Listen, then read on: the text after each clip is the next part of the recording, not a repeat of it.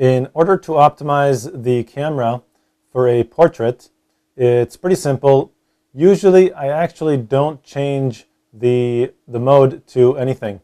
I like to keep it on manual, so usually I just take a portrait like I would any other picture and not change anything. Of course, I will set my white balance and my ISO and my flash accordingly. Usually I use a flash.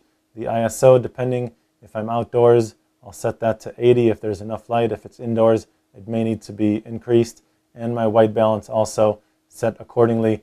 Daylight, cloudy, outdoor situation, tungsten or fluorescent indoor. What you can do is press the function button.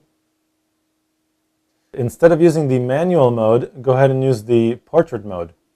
It'll optimize the camera. Press the right navigation button a couple times until you get the portrait, and it will optimize the camera to blur the background, to use a very wide aperture in order to get that background as blurry as possible. And sometimes it works, sometimes it doesn't work. The disadvantages are the fact that you don't have control over your white balance and you don't have control over ISO. And for this reason, I usually don't use this, but again, it's completely okay to use it if you want. Go ahead and press the left navigation button to move back to manual. And I'll show you what I do. Set the manual. This is what I normally use, so again, I don't need to change it, so it's really not a big deal. I do want to go down to change my white balance, daylight if I'm outdoors, and go ahead and press function or set to escape that menu. Now my ISO is currently set to 400. If I were taking a picture indoors, this would be great. I'd use the flash, and 400 would still increase the amount of ambient light around the subject.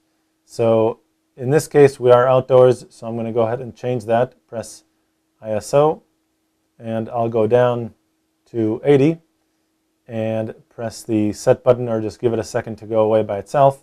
Now my flash is turned on. You don't have to use the flash. I like to use the flash because it does kind of bring out the person a little bit more, puts a little glow in their face, so that's a good idea.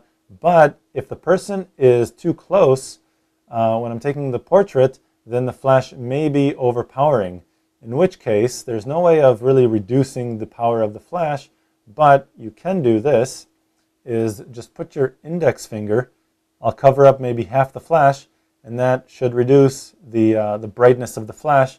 Again, if the person is sitting or standing closer to me, in order for the flash not to overpower the subject, I'll do this and then take the picture just like I would any other. Press the shutter button halfway, very important. Again, focus, put your focusing square on the subject's eyes, that's what you want to focus on.